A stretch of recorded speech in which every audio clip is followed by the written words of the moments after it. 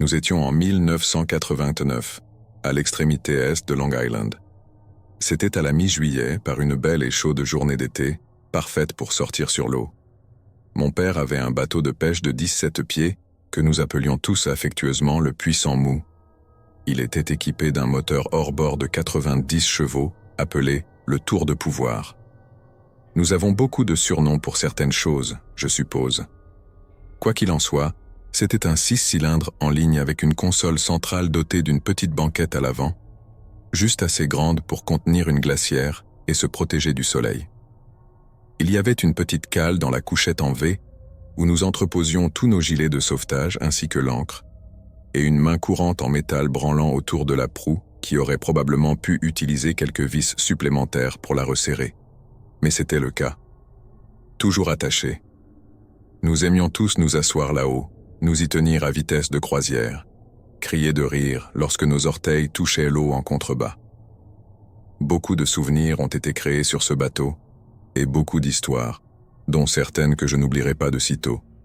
C'est une de ces histoires. Il y en a quelques autres, beaucoup plus en fait, mais celle-ci est l'histoire poignante de Prune Bon. Alors, ce bon vieux Wild Bill, qui est mon père, nous a emmenés un jour, ma sœur aînée Mélissa et moi, avec son plus jeune frère, oncle Johnny. J'avais alors 7 ans, et ma sœur était sur le point d'avoir 10 ans. Ce n'était qu'une excursion d'une journée, un peu de pêche et de plaisir. Peut-être pourrions-nous même aller nager à Split Rock si la marée était bonne. Ensuite, nous nous dirigerions peut-être plus loin vers le phare de Cedar Point pour pêcher au fond près du brise-lames. La douve frite constitue un repas délicieux. Nous étions donc tous de bonne humeur et avions de grands espoirs pour la journée. Ça allait être une bonne chose. Quelques heures de pêche sous un soleil brûlant s'étaient écoulées. Le vent et la marée ont commencé à changer, créant des conditions à peu près idéales pour ramener quelques gros stripers hors de l'intestin. Ma sœur et moi nous ennuyions maintenant. Nous avions hâte de sentir un peu de vent sur nos visages, peut-être de nous rafraîchir un peu pendant notre croisière. Alors nous sommes partis, nous nous sommes dirigés plus loin vers Long Island Sound, vers l'océan, vers Plum Island. Je suis sûr que certains d'entre vous ont peut-être entendu parler de l'île de recherche sur les animaux appartenant au gouvernement. Elle est interdite au public, mais c'est une histoire pour une autre fois. À Southold, la pointe nord de Long Island, il y a une terre où 2 îles se rejoignent et pressent toute l'eau de l'océan dans la baie. Une marée montante forme cette déchirure de mer dont le fond va de 300 pieds de profondeur à 30 pieds dans un espace relativement petit, créant des houles assez grosses au-dessus de l'eau. La plupart du temps, seuls les plus gros bateaux de pêche osent pêcher ici. La déchirure de Plumgut constitue à certains moments une bonne aire d'alimentation pour les plus gros bars rayés de l'océan, comme le changement de marée par une chaude journée de mi-juillet comme celle-ci, et à peu près à cette heure aussi. Et si nous avions de la chance, nous pourrions y arriver avec juste assez de temps pour en ramener quelques gros avant la nuit, tout en regagnant le rivage en toute sécurité. Du moins, c'était l'intention.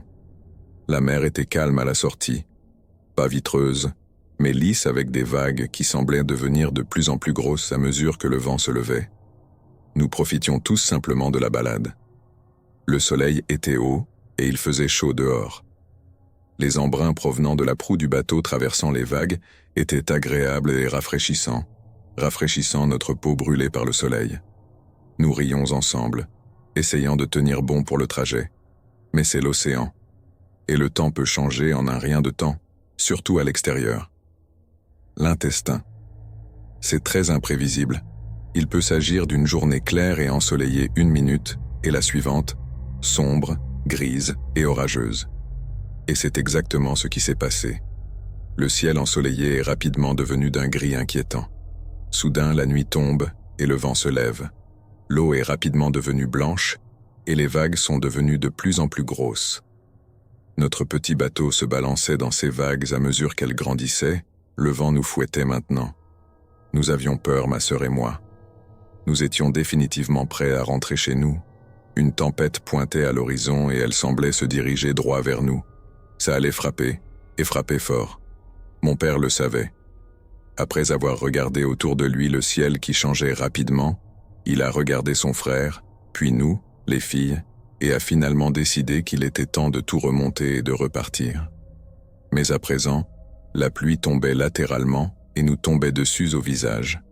Le vent s'était levé et le ciel était devenu noir jusqu'à ce qu'un éclair l'éclaire comme une célébration du Nouvel An, donnant au ciel un aspect enflammé et en colère. Nous avons vu quelques éclairs entrer en contact avec l'eau, qui ressemblait alors beaucoup à l'eau d'une machine à laver. Nous étions tous terrifiés. Nous ne connaissions même pas vraiment le sens du mot « peur » jusqu'à présent. Mélissa et moi étions accroupis derrière la console centrale avec nos gilets de sauvetage jamais portés auparavant, entre les deux, et nous accrochions aux jambes de mon père et de mon oncle, qui s'accrochaient tous les deux au tableau de bord pendant que notre petit bateau avançait, logiciel s'écrasant vague après vague. L'un immédiatement après l'autre nous a percutés de plein fouet. Nous pensions avec certitude que le bateau allait couler et que nous allions nous noyer là-bas. C'était comme si cela durait une éternité. Nous étions maintenant gelés, mouillés et frissonnants, nous tenant si fort et complètement remplis de peur d'être potentiellement emportés par-dessus bord par la prochaine grosse vague qui allait frapper. Et c'est exactement ce qui m'est arrivé. Il faisait froid, sombre et bruyant. Si fort que le bateau avait l'air de craquer. On aurait dit qu'il se brisait, coulait. Il y avait de l'eau partout, tout autour de moi. Je retenais constamment ma respiration, puis j'étais à bout de souffle lorsqu'il y avait une accalmie de 2 secondes entre les vagues qui s'écrasaient sur nous.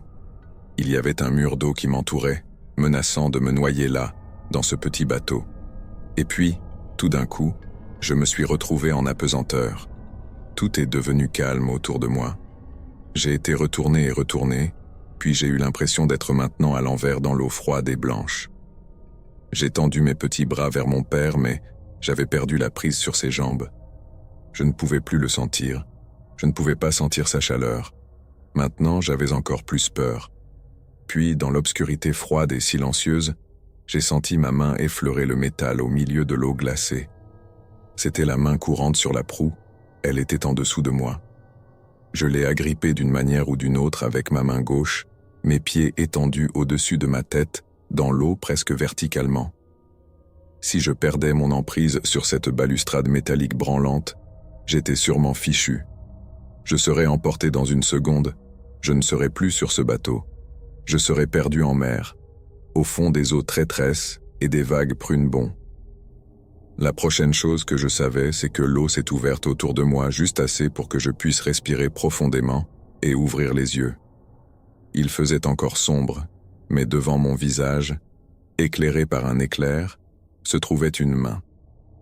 C'était l'énorme main de mon père, les doigts écartés et prêts à saisir de toute leur force. Et au-delà de ce bras et de cette main tendue se trouvait le visage de mon père, les yeux écarquillés et affolés, me regardant avec un air de pure dévastation. Il avait laissé Johnny au volant, Mélissa toujours repliée sous lui entre ses jambes, maintenant complètement bloquée derrière la console, s'accrochant et pleurant. Il se tenait fermement appuyé contre la banquette, un bras tendu, tendant la main vers moi, tout en s'accrochant au tableau de bord de la console centrale pour ne pas être emporté par-dessus bord avec moi. Et juste au moment où mes petits doigts mouillés et fatigués étaient sur le point de perdre l'adhérence de cette vieille balustrade, ce garde-corps branlant, vieux, lâche mais fabuleux, qui sauve des vies, que Dieu le bénisse, il a finalement obtenu une emprise sur une partie de moi. Et puis, alors que ma vie, aussi courte soit-elle à l'époque, défilait devant mes yeux, il m'a tiré hors de l'eau et ne m'a pas lâché jusqu'à ce que je sois complètement replié sous ses genoux, m'accrochant à lui et à ce petit console central, et ce bateau relativement petit par rapport aux mers environnantes. Puis il nous a crié de tenir le coup et de rester au sol. Et c'est exactement ce que j'ai fait. C'était peut-être la première fois de ma vie que j'écoutais réellement et que je faisais exactement ce qu'on m'avait dit de faire. J'ai tenu bon et je suis resté au sol du mieux que j'ai pu. J'ai pleuré et j'ai prié aussi pendant ce qui m'a semblé très long. Heureusement, nous sommes revenus ce jour-là, sains et saufs, mais secoués. Et à ce jour, nous racontons encore cette histoire parfois, généralement aux alentours de Thanksgiving. En avril 2016, mon ami Tony et moi étions en route pour une fête d'anniversaire dans notre ville natale de Bâton Rouge. C'était le 23e anniversaire d'une amie commune, et pour célébrer l'occasion, ses parents lui ont permis d'organiser une fête chez eux à Santa Maria. Je me souviens avoir été incroyablement excité par la fête, et une partie de la raison pour laquelle nous étions si excités était que Santa Maria abrite de très belles maisons et, par conséquent, des endroits incroyables pour organiser une fête. Le seul problème était qu'aucun de nous ne connaissait très bien le quartier. J'étais au volant tandis que Tony était sur le siège passager. Il avait son téléphone à la main, essayant de savoir exactement où nous devions aller tout en étant le DJ de la voiture pour nos musiques d'avant-fête. Et donc, même s'il était doué pour choisir des pétards pour nous faire tous arriver, il n'était pas le meilleur navigateur que j'aurais pu demander. Santa Maria est divisée en 4 sections distinctes, entre lesquelles se trouve le parcours de golf de Santa Maria. Nous avons fini par trouver la bonne rue, mais le véritable problème est survenu lorsque nous avons dû trouver la bonne rue. Un SMS d'un ami disait que nous voulions un numéro sur Manchac. Nous recherchions donc quelque chose comme Manchac Road ou Manchac Avenue.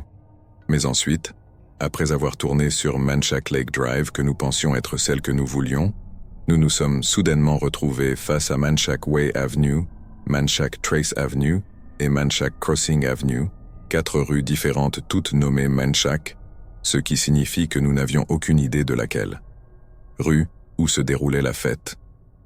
J'ai demandé à Tony d'appeler une de nos amies juste pour confirmer l'adresse, mais lorsque nous avons finalement réussi à joindre quelqu'un, la musique était trop forte pour que nous puissions obtenir d'elle une réponse cohérente.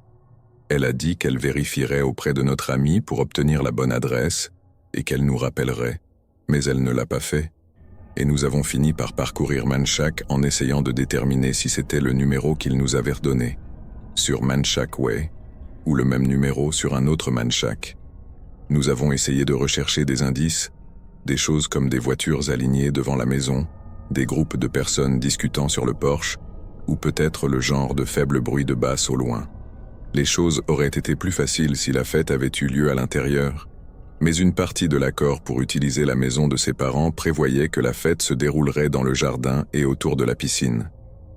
De cette façon, la maison ne serait pas détruite, mais cela signifiait également que ces 2 maisons numérotées semblaient presque identiques. Ils étaient tous 2 sombres à l'extérieur, aucun signe évident d'activité n'était visible, et les 2 maisons avaient un groupe de voitures alignées à l'extérieur. Et donc, en fin de compte, nous avons décidé de refuser l'aller de l'un des lieux Manchac, parce que nous pensions que le pire qui puisse arriver serait qu'un propriétaire très confus nous dise que c'était l'autre. Alors, je nous ai conduits jusqu'à l'allée, j'ai arrêté la voiture, puis Tony et moi sommes restés assis en silence pendant un moment. Je me souviens du silence total, complet d'être dans cette allée, et de la façon dont j'ai eu le sentiment très fort que nous n'étions pas à la bonne adresse. La maison était sombre, et les rideaux semblaient tirés, mais soudain, un mouvement près des rideaux a attiré notre attention. Nous savions que quelqu'un était à la maison, mais si c'était là que se déroulait la fête, je doutais qu'il se soit caché dans une pièce de devant, jetant un coup d'œil aux voitures dans l'allée. J'ai dit à Tony que je ne pensais pas que c'était l'endroit idéal, mais il a insisté pour frapper à la porte juste pour être sûr.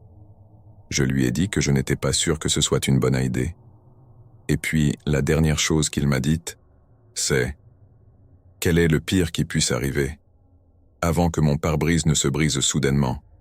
Des éclats de verre sont tombés sur nous alors que des coups de feu retentissaient, et je me souviens avoir vu des éclairs venant de l'obscurité d'une fenêtre à l'étage. Je me souviens que mon cœur battait à tout rompre, alors que mon esprit rattrapait ce qui se passait. Ensuite, je me suis penché, et à bout de souffle, alors que la dure réalité m'a frappé, on nous tirait dessus. Le temps semblait ralentir. Je pouvais sentir chaque balle s'écraser sur la voiture et je me sentais figé de terreur. Puis soudain, c'était comme si j'entendais cette voix dans ma tête crier « Mettez la voiture en marche arrière ou vous êtes tous les 2 morts !» Alors que la panique brute se transformait en besoin d'action, je me souviens avoir tâtonné avec ce levier de vitesse avant de lancer rapidement la voiture en marche arrière. Les pneus ont légèrement patiné lorsque j'ai appuyé sur la pédale avec mon pied, provoquant un grincement des pneus avant une soudaine secousse vers l'arrière. J'ai entendu Tony crier quelque chose mais je n'arrivais pas à comprendre quoi.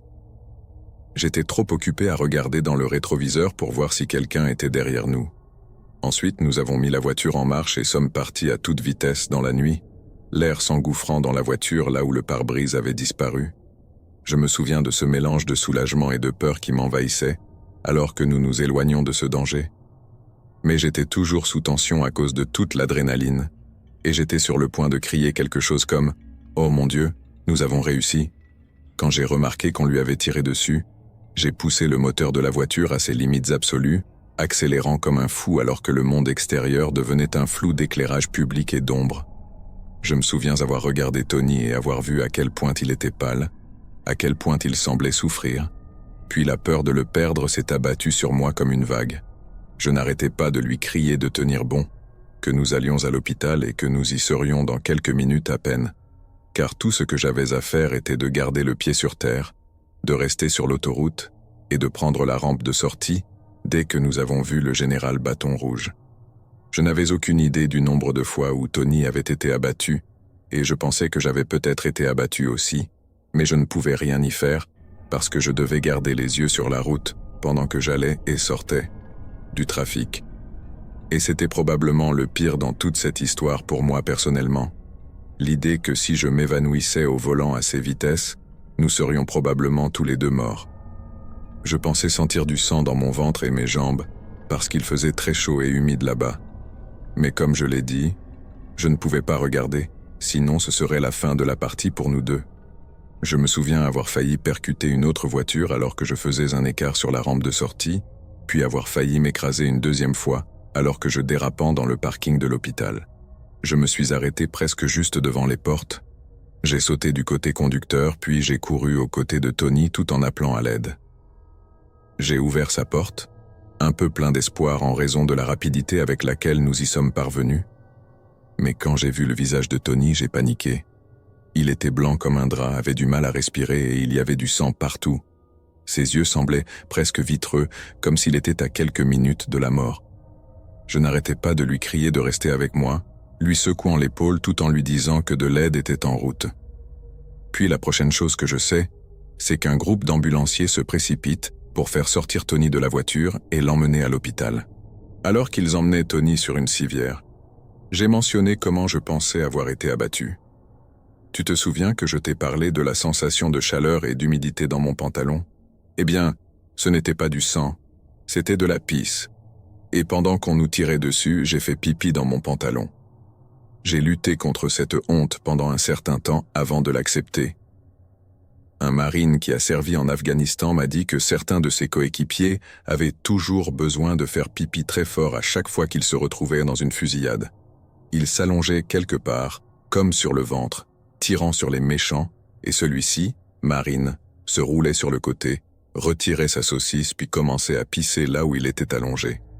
Le pisse a dit qu'il préférait montrer ses 2 pouces d'émerveillement au reste de l'équipe plutôt que de tremper ses sous-vêtements, et le marine m'a raconté que pas un seul d'entre eux ne le considérait comme un lâche. J'ai rencontré ce gars lors d'une séance de thérapie de groupe environ 6 mois après cette nuit-là, et quand j'ai mentionné le truc de me pisser dessus, il a juste ri.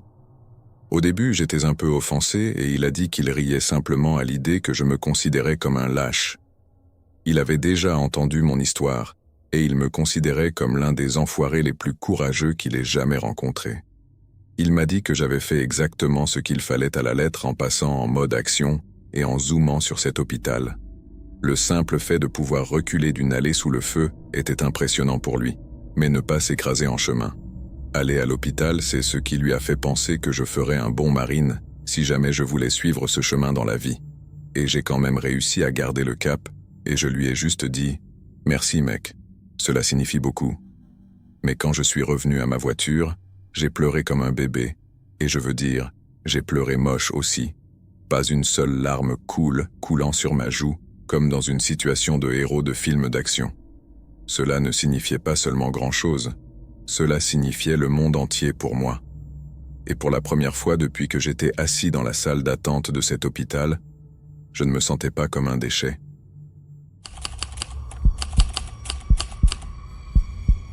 J'ai été pêcheur sur glace presque toute ma vie.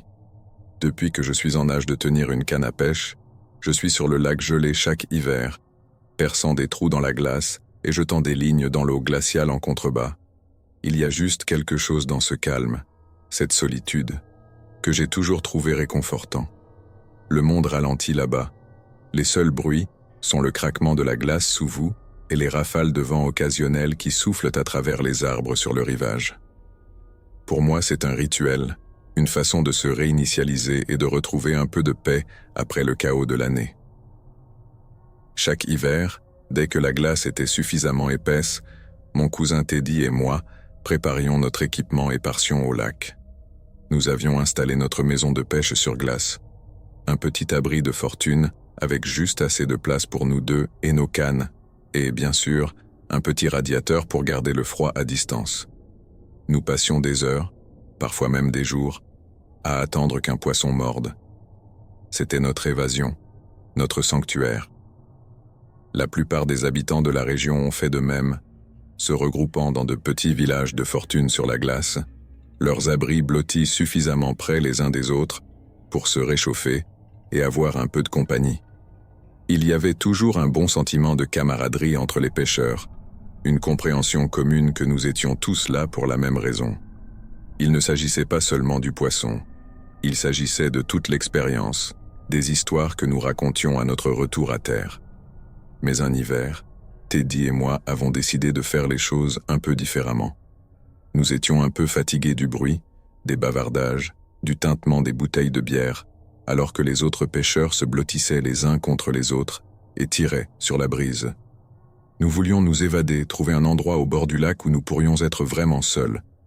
Nous avons donc conduit le camion de Teddy à travers la glace, devant le groupe de maisons de pêcheurs, devant les sentiers très fréquentés, jusqu'à ce que nous atteignions une partie du lac que personne d'autre ne semblait utiliser.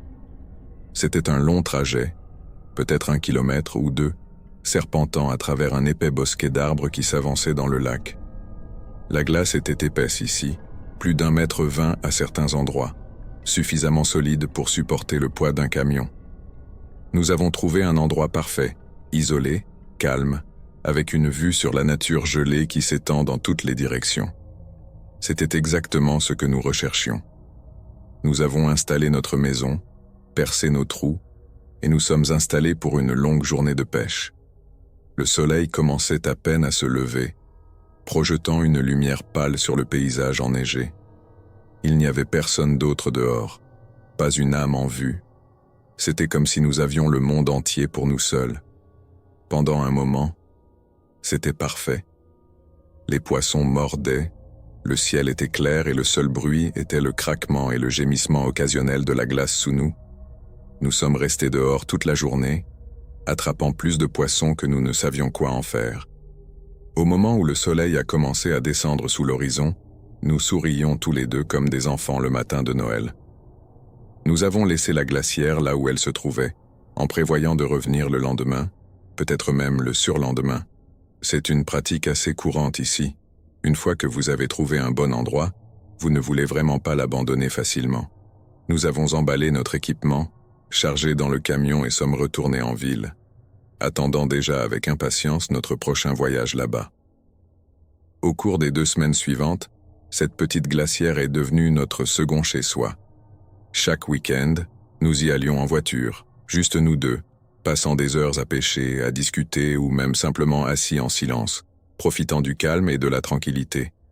C'était littéralement tout ce que nous avions espéré lorsque nous avons décidé de trouver un endroit loin des autres pêcheurs. Mais ensuite, la tempête a éclaté. C'était un gros problème, du genre qui envoie les gens courir se mettre à l'abri. La neige tombait en flocons épais et lourds, s'accumulant sur les routes et les toits, puis sur la glace. Pendant 9 ou 10 jours, le lac est resté complètement inaccessible, enseveli sous une couche de neige épaisse. Personne n'osait s'y aventurer, pas même les pêcheurs les plus aguerris. Une fois la tempête passée, la ville a lentement repris vie. Les gens se sont creusés, ont dégagé les routes, ont repris leurs habitudes. Teddy et moi avions hâte de retourner sur le lac, mais nous savions que nous devions attendre que tout soit sécuritaire. La neige était très épaisse, les congères hautes et la glace, quoique encore épaisse, étaient devenues par endroits très dangereuses. Mais nous n'avons pas pu résister à l'attraction. Un matin, Après avoir appris que les routes avaient été suffisamment dégagées pour que nous puissions continuer notre route, nous avons décidé de sortir le 4x4 et de voir si nous pouvions nous rendre à notre glacière. Nous avons chargé le camion avec notre équipement et sommes partis, bravant les congères et les vents glaciaux. À notre grande surprise, nous n'avons rencontré aucun problème. La conduite était lente et la neige épaisse par endroits, mais le camion de Teddy s'en est sorti comme un champion. Nous avons contourné le détour des arbres et avons finalement atteint notre place de l'autre côté du lac, notre glacière toujours là, solide contre le vent et la neige.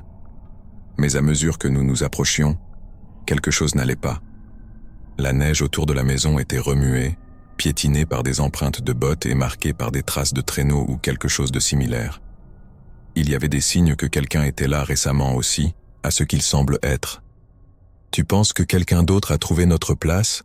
demanda Teddy, son souffle se transformant en nuage de vapeur alors qu'il parlait. « Ça n'en a pas l'air », répondis-je en plissant les yeux vers les rails. « Ce sont définitivement des produits frais, mais il n'y a pas d'autres maisons de pêcheurs dans les environs. Ils n'avaient pas l'air de rester longtemps. Nous sommes sortis du camion et nous sommes approchés prudemment de la maison.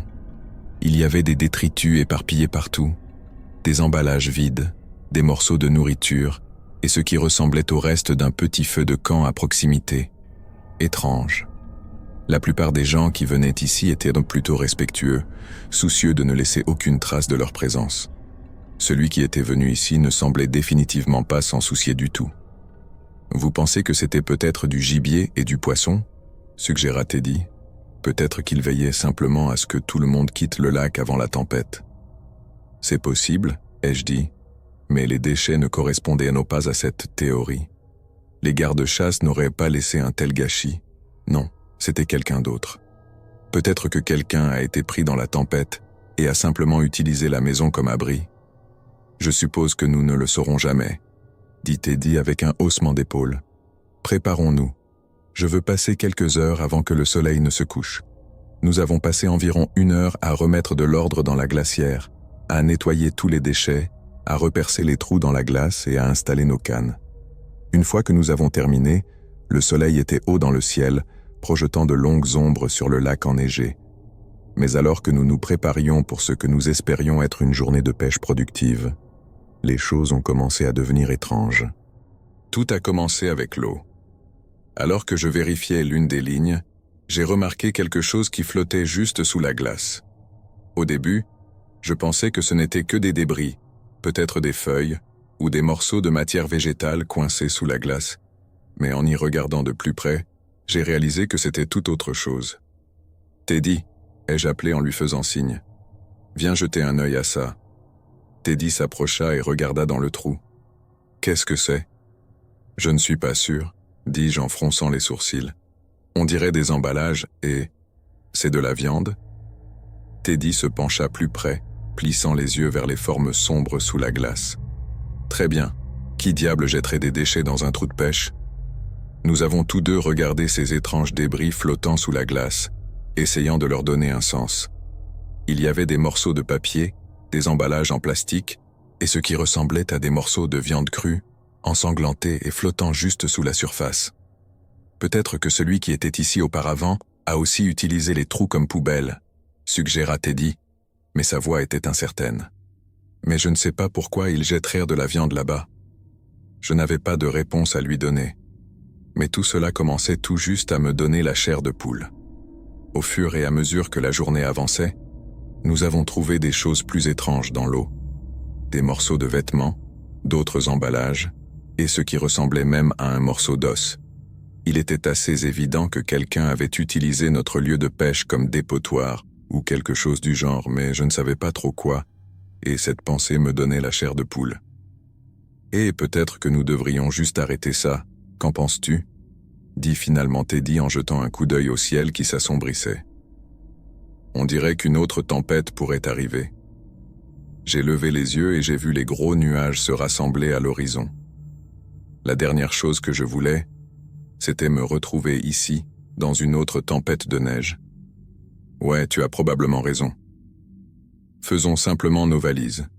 Nous nous sommes dépêchés de trier nos équipements, un sentiment de malaise grandissant à chaque minute qui passait. Alors que nous chargions nos dernières affaires dans le camion, j'ai aperçu quelque chose du coin de l'œil. Je me suis retourné et j'ai regardé vers la glacière.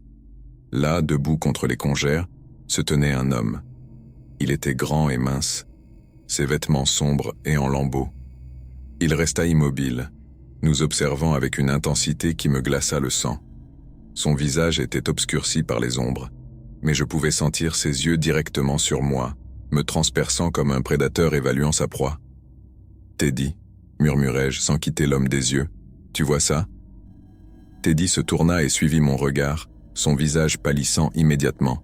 « Sortons d'ici. » Nous avons sauté dans le camion et sommes partis à toute vitesse, les pneus glissant sur la glace alors que nous retournions en ville. J'ai jeté un coup d'œil dans le rétroviseur et j'ai vu l'homme toujours debout, sa silhouette devenant de plus en plus petite à mesure que nous nous éloignions de lui. Aucun de nous n'a parlé pendant le reste du trajet de retour. La tension à l'intérieur de la cabine était épaisse, l'air lourd d'une peur inexprimée. Nous ne nous sommes arrêtés qu'une fois de retour en ville en toute sécurité, les lumières familières des bâtiments étant un spectacle bienvenu après cet étrange isolement du lac. « Nous devons retourner avec le shérif », dis-je, brisant enfin le silence. « Il y a juste quelque chose qui ne va pas là-bas, mec. » Teddy hocha la tête, mais aucun de nous ne fit le moindre geste pour appeler la police. Nous sommes restés assis là, regardant par le pare-brise, le souvenir de cet homme sur la glace brûlant dans nos esprits.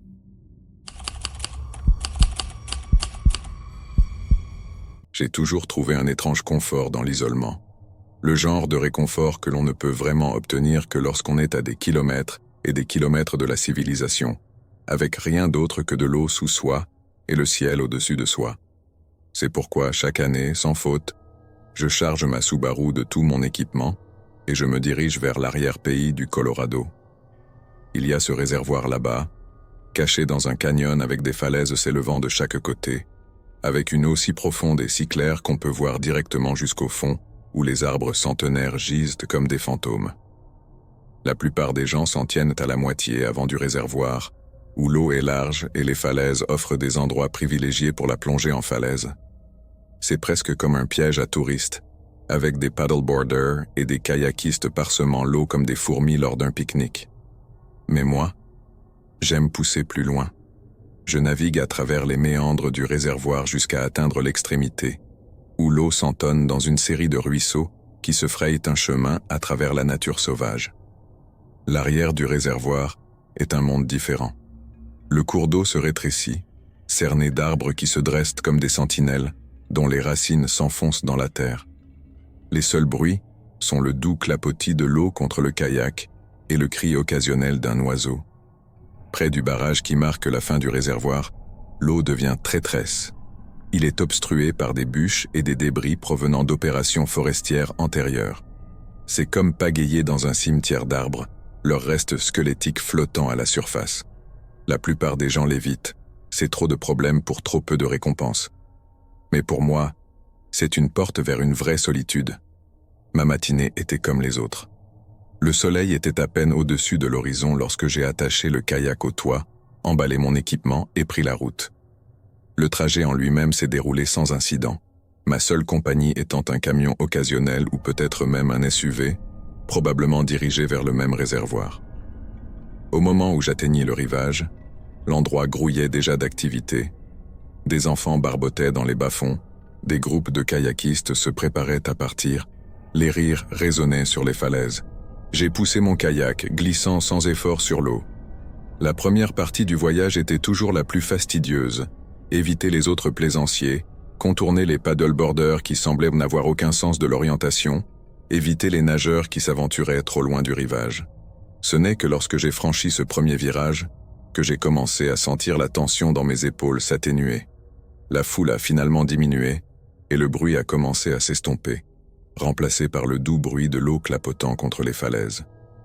Au moment où j'atteignis ce dernier virage avant le barrage, j'étais complètement seul. Le ciel au-dessus de moi était d'un bleu éclatant. L'eau sous moi était si claire que je pouvais voir ces arbres submergés, leurs branches se dressant comme des mains de noyés. C'était ma partie préférée, le calme avant le chaos du champ de débris. En m'approchant du barrage, j'ai remarqué quelque chose d'étrange. Il y avait un homme debout au large, une canne à pêche à la main. Aucun sentier ne menait à cette partie du réservoir, ce qui signifiait qu'il avait campé ici depuis un certain temps ou qu'il avait fait le long trajet à pied depuis le parking. Quoi qu'il en soit, il était inhabituel de voir quelqu'un d'autre ici. Je lui ai fait un signe de tête en passant et il m'a rendu le geste. Quelque chose de sombre se cachait dans ses yeux, ce qui me fit réfléchir. « Attention devant », m'a-t-il appelé alors que je pagayais devant lui, sa voix rauque, comme s'il n'avait parlé à personne depuis des jours. « Pourquoi ça ?» J'ai crié en ralentissant mon rythme. Il hésita, levant les yeux par-dessus son épaule comme s'il s'attendait à ce que quelqu'un surgisse des arbres. « J'ai entendu des coups de feu de l'autre côté du barrage », a-t-il déclaré. « C'est parti depuis quelques jours maintenant. » « Des coups de feu ?» répétai-je encore plus confus qu'inquiet. « Ouais. Je ne sais pas qui est là-bas ni sur quoi il tire. Cela dure depuis un bon moment. » Je l'ai remercié pour l'avertissement, mais je n'étais vraiment pas trop inquiet. Il y a beaucoup de chasseurs dans ces régions. Il n'est pas rare d'entendre des coups de feu au loin. Pourtant, alors que je m'éloignais de lui, je ne pouvais pas m'empêcher de penser qu'il y avait plus dans l'histoire, plus que ce qu'il laissait entendre. Le barrage se dressait devant moi, une énorme masse de béton qui séparait le réservoir du chaos au-delà. L'eau s'écoulait par un espace étroit et des années de bûches, de branches et d'autres débris s'y étaient accumulés. La navigation était assez délicate, surtout avec le courant qui tirait sur le kayak, mais je l'avais fait tellement de fois maintenant que je savais exactement comment m'en sortir. L'astuce était de garder votre élan, de ne pas vous laisser prendre par les journaux et de rester simplement concentré. Ce champ de débris était aussi dangereux que dans mes souvenirs de la dernière fois. Des bûches flottaient à la surface, certaines à peine visibles sous l'eau, et plus d'une fois, j'ai dû revenir un peu en arrière pour éviter de rester coincé.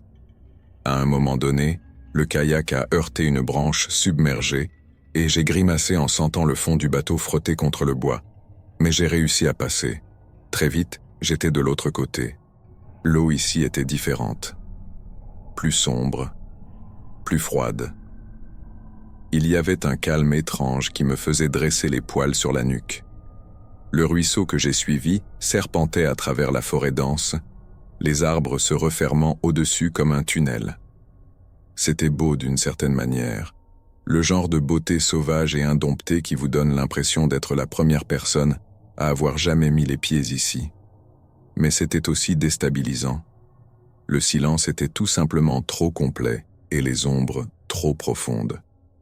En pagayant, j'ai commencé à remarquer quelque chose d'étrange. Le ruisseau, généralement clair et propre, était jonché de débris, des bouteilles en plastique, des morceaux de tissu déchirés et quelque chose qui ressemblait étrangement à une chaussure. Il n'est pas rare de trouver des déchets dans l'eau, mais là c'était différent. C'est frais, récent. Quelqu'un était passé par ici juste avant moi. Puis je les ai vus, 2 planches d'apagaie, abandonnées et flottant sans but dans une partie étroite du ruisseau. L'un d'eux présentait des impacts de balles, les bords étaient éclatés et bruts. Il y avait des sacs attachés aux planches, leur contenu à moitié renversé dans l'eau, des collations, des bouteilles d'eau, une paire de lunettes de soleil. Celui qui était venu ici était définitivement parti précipitamment. Un frisson me parcourut le dos lorsque je me souvins de l'avertissement de ce pêcheur. Est-ce qu'on avait tiré sur ces personnes? Est-ce que quelque chose de pire était arrivé?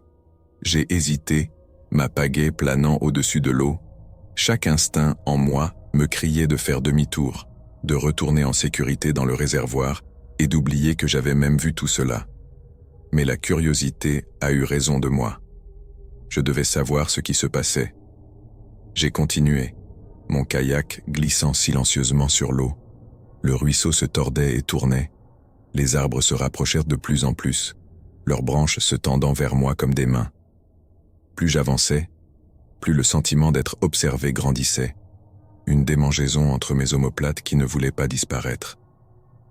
Et c'est alors que j'ai entendu des voix, basses et indistinctes, venant de quelque part devant moi. Je me figeai, m'efforçant d'entendre, mais les mots étaient étouffés, perdus dans le bruissement des feuilles et le gargouillis de l'eau. Il n'y avait aucun doute, quelqu'un d'autre était là. J'ai continué à pagayer, mon cœur battant dans ma poitrine. Les voix devenaient plus fortes, plus distinctes. Puis je l'ai vu, un homme plus âgé avec une barbe hirsute et une chemise de flanelle, se déplaçant à travers les arbres parallèlement au ruisseau.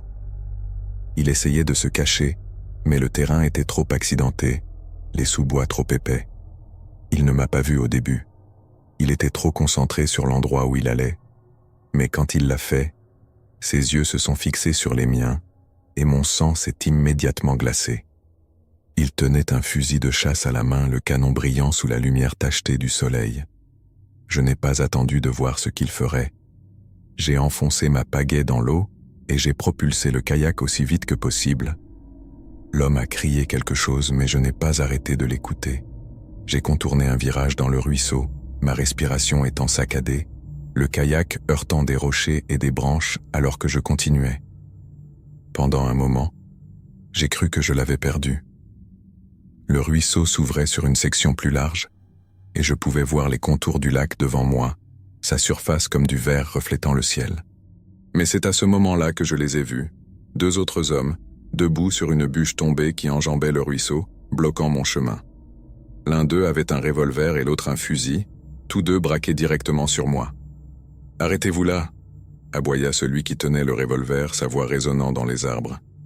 Je n'avais pas le choix. J'ai ralenti mon kayak, le laissant dériver jusqu'à ce qu'il s'arrête sous la bûche. Les hommes me regardaient, le visage dur, les yeux froids.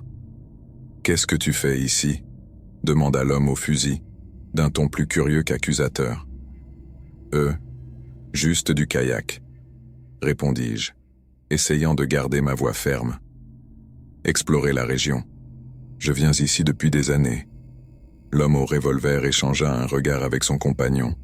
Il se passa entre eux quelque chose que je ne parvins pas à déchiffrer. « Tu ne devrais pas être ici, » dit-il finalement. « C'est une propriété privée. » Je ne savais pas, mentis-je, espérant les apaiser. Je pensais que tout cela appartenait au domaine public.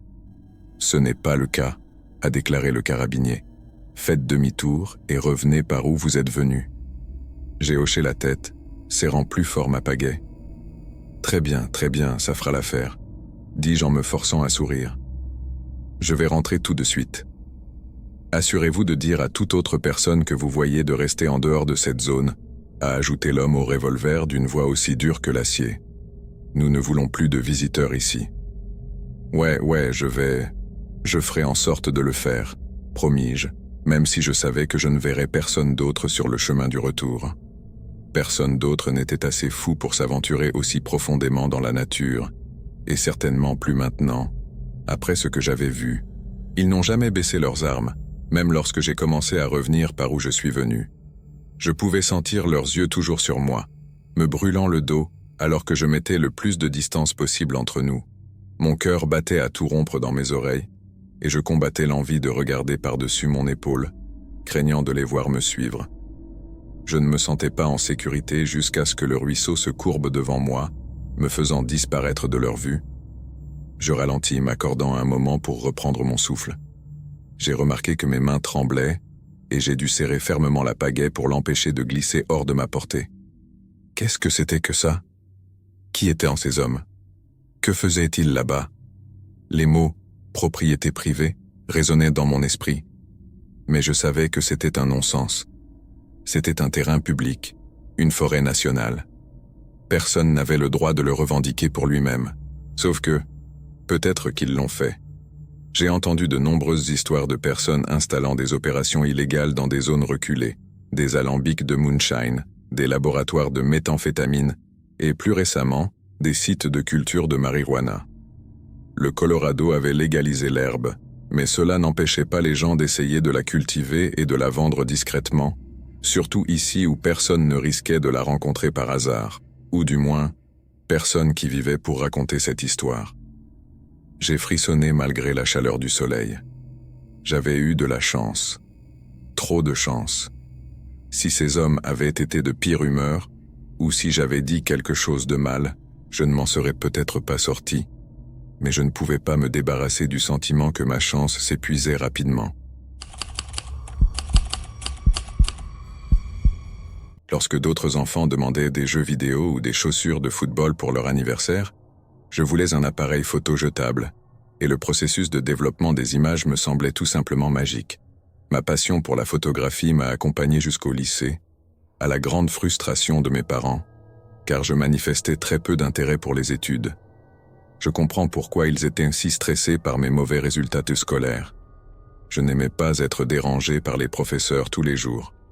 Je savais simplement ce que je voulais faire de ma vie. Et puis, après avoir quitté l'école à 16 ans, je suis parti et je l'ai fait. J'ai effectué un stage chez un photographe professionnel pendant 1 an. J'ai eu une idée du travail, puis j'ai commencé à travailler en freelance pour à peu près tous ceux qui voulaient payer. Il m'a fallu quelques années pour constituer un portefeuille sérieux, mais une fois que j'en ai eu un, ainsi que l'expérience nécessaire, j'étais prêt à postuler pour des emplois sérieux. Le marché du travail pour la photographie peut être pour le moins intéressant.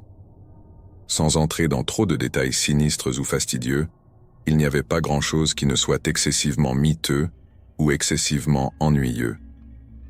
Mais il y a un emploi qui a attiré mon attention, à tel point que j'ai sauté sur l'occasion de postuler pour celui-ci.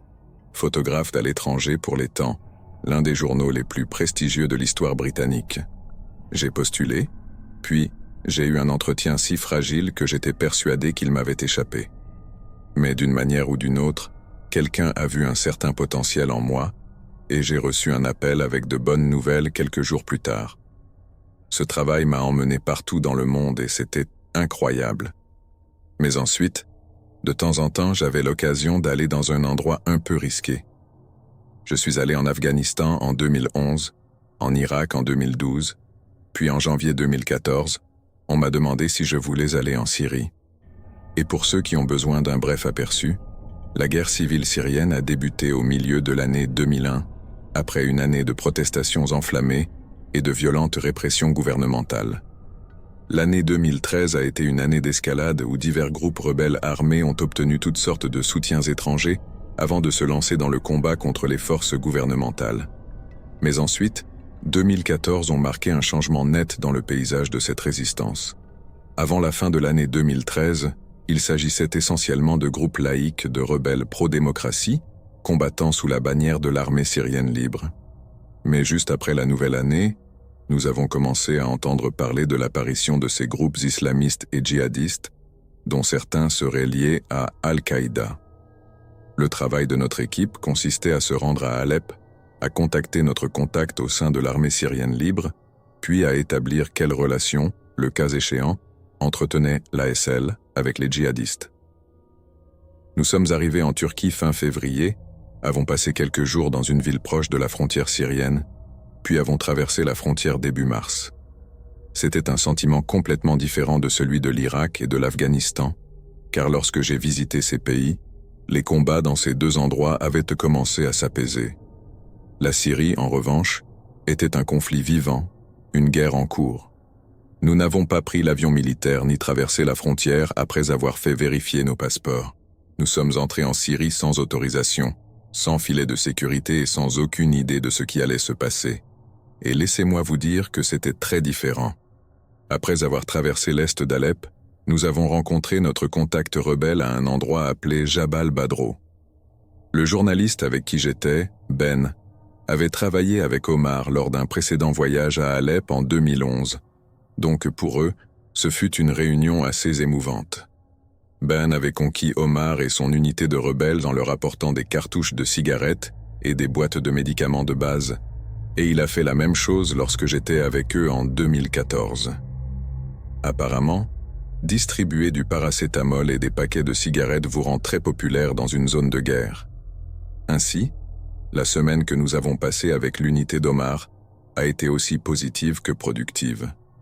J'ai appris un peu d'arabe, j'ai fait la fête avec les rebelles, et j'ai pris au moins une demi-douzaine de photos que j'ai considérées comme parmi les meilleures que j'ai jamais prises. Mais cette première semaine n'était guère plus qu'une acclimatation, à la fois physiquement, bon sang, il faisait chaud, et mentale.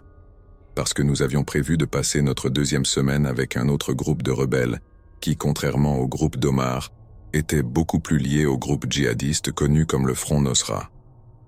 Les FN, comme je les appellerai désormais par souci de simplicité, étaient en fait liés à Al-Qaïda à un moment donné, et leur fou en chef était basé en Irak pendant plusieurs années. Il fut en fait envoyé en Syrie en 2011 dans le but d'exploiter le chaos de la guerre civile pour prendre pied parmi la population. Mais une fois qu'il était là et qu'il avait goûté au pouvoir, eh bien, il n'avait plus vraiment envie de le laisser partir.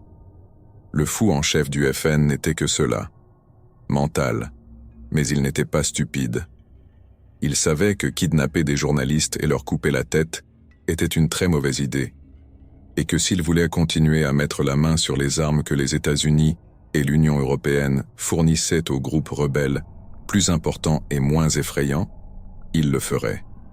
Mieux vaut rester sur leur meilleur comportement. Savoir que nous n'allions pas être activement traqués était probablement la seule raison pour laquelle nous nous sentions même un peu en sécurité en voyageant à proximité des zones contrôlées par l'ANF. Mais malgré cela, nous n'avions aucune envie d'entrer en contact avec le groupe, ses dirigeants ou ses combattants. Et le seul problème était que le destin avait d'autres projets. Trouver son chemin dans une ville, surtout si vous ne la connaissez pas très bien, peut être difficile dans le meilleur des cas. Mais imaginez ensuite que presque tout ce que vous utilisez comme référence, qu'il s'agisse de panneaux de signalisation, de monuments ou de lieux d'affaires, soit soudainement détruit. Tout d'un coup, même ceux qui connaissaient Alep avaient du mal à s'y retrouver. Je ne parle pas seulement de quelques impacts de balles ou de cratères. Des rues entières avaient été rasées par les frappes aériennes et outre tous les débris, notre chauffeur a déclaré que c'était la fine couche de poussière sur tout ce qui les avait vraiment déstabilisés et donnait la même apparence à toutes les rues sinueuses de l'est d'Alep. Je suis sûr que vous pouvez déjà voir cela arriver à 1,5 km, mais je suis photographe, pas écrivain, donc je vais simplement laisser toute cette structuration aux professionnels et continuer mon histoire. Alors, en allant à la rencontre de cet autre groupe de rebelles, moins effrayant, nous avons pris un mauvais chemin. Et nous n'avions même pas réalisé que nous avions pris un mauvais chemin jusqu'à ce que les gens que nous pensions avoir été envoyés à notre rencontre ont soudainement pointé leurs armes sur nous et nous ont ordonné de nous agenouiller. Nous n'avions littéralement aucune idée de ce qui se passait, ni de qui ils étaient. Alors au début, nous avons pensé que c'était cet autre groupe de rebelles pro-démocratie qui était juste un peu trop prudent en ce qui concerne leur sécurité. Ils étaient tous terrifiés par les espions, tout le monde l'était. Mais plus tard, nous avons découvert que nous n'avions pas été accueillis grossièrement par de futurs amis paranoïaques. Nous avions été faits prisonniers par un groupe différent, l'un ayant des liens étroits avec le FN et un autre groupe djihadiste qui ne s'était pas encore fait un nom. Une fois qu'il fut clair que nous étions faits prisonniers, notre chauffeur qui avait été capturé avec nous commença immédiatement à tenter de négocier notre libération. Nous pensions que tout ce qu'ils voulaient, c'était de l'argent, et on leur en avait promis une tonne. Mais selon le chef du groupe, un certain Abu Khaled, il gagnerait beaucoup plus d'argent en nous vendant à un autre groupe de militants beaucoup plus riches qui opérait depuis un endroit appelé Raqqa.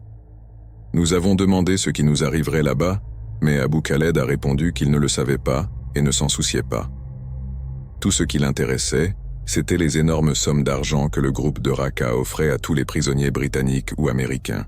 Ce fut un moment sombre, accepter que nous allions probablement être retenus en otage pendant très longtemps. Ben et moi faisions confiance à nos gouvernements et à nos employeurs pour travailler à obtenir notre libération ainsi que celle de notre chauffeur, Othman. Et pour nous, ce n'était qu'une question de temps avant notre libération. Parce qu'à ce stade de la guerre, il s'agissait avant tout d'obtenir des soutiens ou des financements de l'extérieur du pays. Cela n'avait aucun sens qu'un groupe armé se contente de nous tuer. En fait, nous pensions que nous risquions davantage d'être arrêtés et exécutés par les loyalistes du gouvernement que n'importe quel groupe de rebelles, y compris les djihadistes. Il y avait tout simplement trop d'argent à gagner en rançonnant 2 journalistes britanniques. Ainsi, même si ce groupe mystérieux était prêt à payer $40,000 à notre ravisseur pour nous deux, c'était un investissement. Il pourrait en tirer des millions. Cela doit paraître un peu mental à certaines personnes. Je veux dire, ça me semble fou de l'écrire toutes ces années plus tard, Mais être prisonnier n'était pas si mal.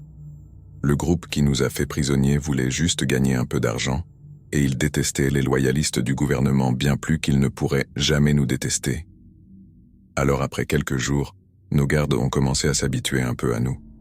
Ils devaient nous nourrir et assurer notre sécurité parce que cet autre groupe djihadiste disait qu'il nous voulait vivants et indemnes. Mais après quelques jours passés à être des habitués du complexe qu'ils occupaient, ils ont enlevé nos attaches, nous ont invités à monter à l'étage du sous-sol dans lequel ils nous retenaient, puis nous ont simplement laissé traîner. Ils ont dit à Othman, « Si vous essayez de fuir, nous vous tuerons, mais à part ça, comportez-vous simplement. » Nous pourrions converser grossièrement avec les types djihadistes dans notre arabe merdique, mais si nous voulions un dialogue sérieux, nous utiliserions notre chauffeur, Othman, comme traducteur. Le groupe qui nous détenait n'était pas des combattants de première ligne, leur seul travail était de nous garder.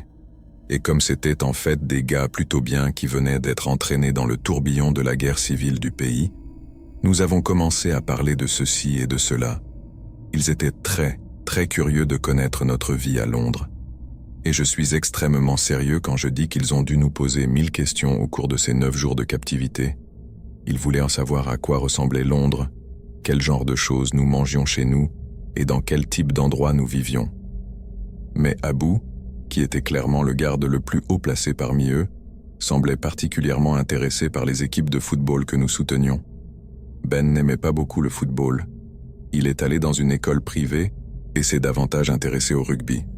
Mais pour moi, mes passions étaient d'abord la photographie, puis le football, et j'avais, et j'ai toujours, un amour particulier pour mon équipe locale, les Queen's Park Rangers. Je sais que je vais obtenir le soutien de mes collègues fans pour cela, mais QPR n'est pas une grande équipe, et en supposant qu'Abu ne suit que la ligue supérieure, je ne m'attendais pas à ce qu'il les connaisse. Mais ensuite, quand je lui ai dit que j'étais un fan de QPR, son visage s'est illuminé, et il s'est lancé dans un discours massif à Othman, qui nous servait de traducteur. Je pouvais reconnaître les mots étranges ici et là, et il n'arrêtait pas de répéter « QPR » avec son accent, donc je savais qu'il parlait du club de football. Mais ensuite, Othman se tourne vers moi, et en quelques mots, voici ce qu'il dit. Abu dit qu'il est un grand admirateur de votre milieu offensif marocain, Adel Taharabt, et j'en suis resté bouche bée. Mais Othman a poursuivi. Abu dit que la contribution de Taharabt de 19 buts et 16 passes décisives à la saison 2011 de QPR était un énorme exploit pour un joueur de son âge, et qu'il méritait amplement de remporter le prix du joueur de la saison du championnat. Et tu sais quoi? Abu avait tout à fait raison. En tant que fan inconditionnel de QPR, j'ai adoré Adel, et je l'aime toujours. Il a été absolument phénoménal au cours de cette saison 2010, et j'ai applaudi pour chacun de ses 19 buts. Par l'intermédiaire d'Othman, j'ai demandé à Abu s'il se souvenait du but marqué par Taharabt le lendemain de Noël 2010. Abu a bondi du sol avec ce grand sourire sur le visage et a commencé à imiter les mouvements exacts de ce qui est devenu connu sous le nom de biscuit de Noël. Il a imité la talonnade effrontée de Taharabt pour tromper un joueur, puis a mimé le fait de taper le ballon dans les jambes d'un autre joueur, avant de jouer le coup de pied absolu que même les gants du gardien de but ne pouvaient pas arrêter. J'étais ravi, ou ravi pourrait-on dire, et j'ai demandé si Abu se souvenait de Taharabt, courant et serrant littéralement dans ses bras des fans de QPR au hasard pour célébrer son but. Des trucs comme ça étaient la raison pour laquelle il était si populaire. Il nous aimait, et nous l'aimions, et aucun de nous n'avait peur de le montrer. Abu se souvenait de l'étreinte, et puis c'était tout. Nous nous sommes lancés dans ce qui a dû être une conversation de 2 heures sur le football, avec presque tout le monde rassemblé pour le divertissement. Et tout cela était tout simplement fou. J'étais là, en train d'avoir une discussion approfondie sur le football avec un homme qui m'avait pris en otage. Cela a marqué une sorte de point culminant de notre séjour en captivité car, pendant un bref instant, c'était comme si nous n'étions plus prisonniers, c'était comme si nous étions entre amis. Et même si je ne le savais pas à l'époque, je pense que c'est cette conversation sur Taharabt qui nous a sauvé la vie. Nous avons passé encore 2 jours dans l'enceinte d'Abu, et ce furent probablement les 2 meilleurs jours que nous y ayons passés. Nous avons reçu des portions généreuses lorsque nous étions invités à nous asseoir et à manger avec le reste des rebelles, après quoi ils ont partagé des cigarettes et des friandises avec nous. Après le dîner, ils nous posèrent une centaine de questions supplémentaires sur notre vie à Londres.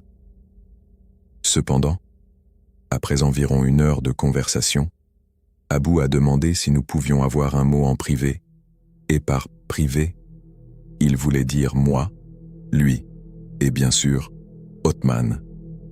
Nous nous sommes dirigés vers un coin tranquille, et par l'intermédiaire de notre chauffeur devenu traducteur, je lui ai demandé s'il y avait des nouvelles sur le transfert des otages.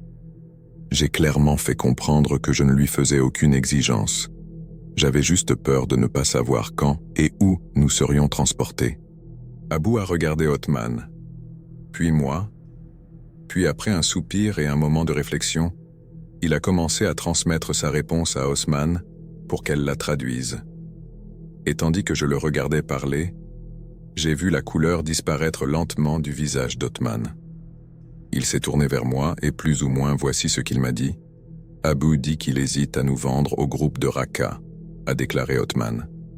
Et au début, j'ai pensé que c'était parce qu'Abu pensait qu'on le raidissait et que l'idée de nous vendre à l'autre groupe pour une somme dérisoire afin qu'ils puissent à leur tour gagner des millions lui avait probablement laissé un assez mauvais goût dans la bouche.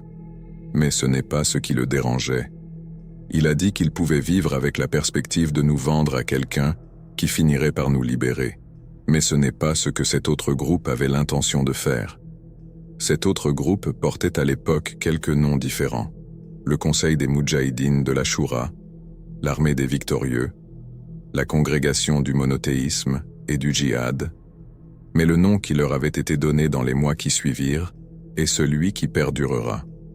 En infamie, ISIS. Le groupe qui voulait nous acheter était sur le point de se rebaptiser officiellement État islamique dans quelques mois seulement, et la raison pour laquelle ils nous voulaient en vie était parce qu'ils voulaient nous décapiter, le filmer, puis transformer nos exécutions en vidéos de propagande élégante qui finiraient par se terminer en ligne. Et au moment où Othman avait fini de me dire cela, c'est-à-dire tout sauf le changement de nom qui a suivi, j'avais dû paraître aussi pâle que lui. J'ai alors supplié Abu de ne pas nous vendre à ces gens, que nous pourrions leur garantir des dizaines de milliers de livres s'ils nous rançonnaient au lieu de nous revendre. Ils nous ont dit qu'il était trop tard et que l'EI était déjà en route pour nous récupérer. Ils seraient sur le lieu d'échange, à quelques kilomètres d'Alep, dans moins de 48 heures, et si nous n'étions pas là pour les récupérer, il y aurait des problèmes. À ce moment-là, Othman avait pris le relais pour diriger la discussion et, après quelques minutes supplémentaires de conversation, il m'a donné l'essentiel de ce qui avait été dit. Abu allait nous raccompagner jusqu'à notre contact Omar, puis dire à ses patrons et aux gardes de l'État islamique que nous avions réussi à nous échapper lors d'une attaque des soldats du gouvernement. Et il n'avait que 2 conditions. La première était que nous quittions immédiatement Alep. Si ses patrons apprenaient qu'il nous laissait partir, c'était un homme mort, donc ce n'était pas négociable. La deuxième chose, cependant, c'est que je lui ai donné la petite carte du club de supporters QPR que je gardais dans mon portefeuille, afin qu'il puisse avoir quelque chose en souvenir de moi. Je le lui ai offert sans hésiter. Puis, quelques heures plus tard, nous repartions en route vers le groupe d'Omar, avec qui nous avions passé nos premiers jours. 48 heures plus tard, à peu près au moment où nous aurions dû être remis à nos bourreaux de l'État islamique, nous attendions à l'aéroport de Hatay notre transfert à Istanbul. Et puis, après ça, nous sommes rentrés chez nous. Ben a fini par écrire l'histoire qu'on lui avait demandé d'écrire, et il a également utilisé beaucoup de mes photos. Mais il n'a fait aucune mention de l'enlèvement dans son récit, et les photos que j'ai prises de nous et de nos preneurs d'otages n'ont jamais vu le jour. Je voulais que Ben puisse remercier Abu dans son histoire, mais nous savions que cela ne serait pas possible sans mettre sa sécurité en danger. Après une bataille prolongée et intense, l'armée syrienne a repris le contrôle total d'Alep en décembre 2016.